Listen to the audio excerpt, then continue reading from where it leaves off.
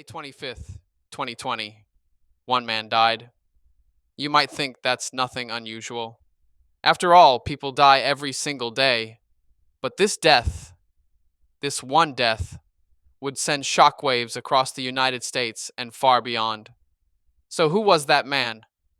Over the course of his life, he had been arrested multiple times and was convicted of 8 criminal offenses between 1997 and 2005. In 2007, he took part in an armed home invasion in Houston. According to court records, he pointed a gun at a pregnant woman while his accomplices stole drugs and other property. He was sentenced to 5 years in prison and was released after serving roughly 4.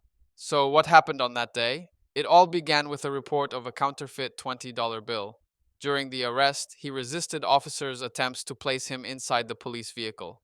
Officers then restrained him on the ground. Tragically, one of the officers, Derek Chauvin, knelt on his neck and upper back for more than 9 minutes. According to the official autopsy, the restraint, combined with his pre existing heart disease and the presence of drugs in his system, contributed to a cardiopulmonary arrest that resulted in his death. That man's name was George Floyd. Later, Derek Chauvin was convicted of murder and sentenced to 22 and a half years in prison. But the story didn't end there. George Floyd's death sparked one of the largest waves of protests in modern American history. Millions of people took to the streets across the United States and around the world. Athletes, celebrities, politicians, and entire organizations expressed their support. In sports, players and teams knelt before games in solidarity. The gesture spread across the NBA, the NFL, Formula One, and many other competitions. 7 time Formula One world champion Lewis Hamilton became one of the movement's most vocal supporters. LeBron James, Stephen Curry, Naomi Osaka, Beyonce, Rihanna, Taylor Swift, Billie Eilish, Lady Gaga, and many other public figures also called for justice and spoke out against racism.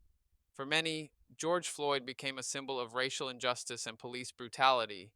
Yet others questioned how a man with a lengthy criminal record had become the face of a global movement, making the events of 2021 of the most divisive and controversial moments of the 21st century. Now let's fast forward 5 years, December 3rd, 2025. Another life would be taken. So, who was that young man? He was an 18-year-old university student with his whole life ahead of him. Friends and family described him as kind, hardworking, and ambitious. He was the first member of his family to attend university and had dreams of building a successful future. On that evening, he had been out with friends from his football team and was making his way home. So, what happened on that night? Shortly before midnight, a sudden confrontation broke out in Southampton. The exact sequence of events remains disputed, but according to prosecutors, the young man was attacked with a large knife and suffered multiple stab wounds, including a fatal injury to the chest. After being stabbed, he managed to flee and eventually encountered police officers while his alleged attacker was still nearby. According to reports, the suspect claimed that he had been subjected to racist abuse. So instead, targeting the attacker, officers handcuffed the wounded victim despite his severe injuries. Witness accounts and subsequent reports indicated that he repeatedly told officers that he had been stabbed and desperately needed medical assistance. Body cam footage later released by police showed one officer responding, "I don't think you have, mate," as reaction when he said, "I have been stabbed." A few minutes later, he succumbed to his injuries in front of his murderer and police officers. Just imagine, you are stabbed, you are trying to escape. You finally find someone who is supposed to help you, but instead of helping, he does the exact opposite. Absolutely terrifying. That young man's name was Henry Nowak.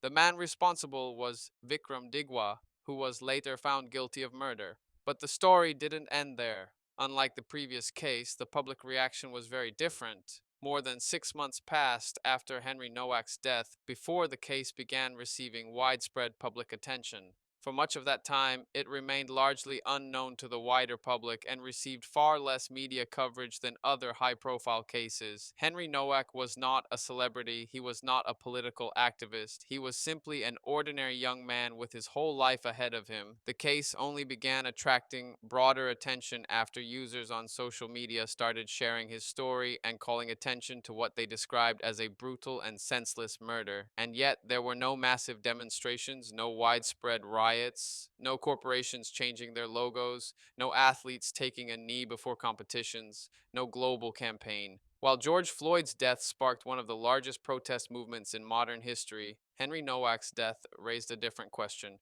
Why do some tragedies capture the attention of the entire world while others remain largely forgotten? Now, don't get me wrong. Nothing in this video should be interpreted as a defense of Derek Chauvin's actions. He was convicted of murder and sentenced to 22 and a half years in prison. At the same time, it is also true that George Floyd had a lengthy criminal record, was under the influence of multiple drugs, and resisted officers' attempts to place him inside the police vehicle on the day of his death. Those facts are not opinions, they are matters of public record. By contrast, Henry Nowak was an 18-year-old student from a respectable family, described by friends and relatives as kind, hardworking, and ambitious. He was preparing for university life and looking forward to the future. Instead, he was stabbed to death on a public street. And yet, the public response to these two tragedies could hardly have been more different.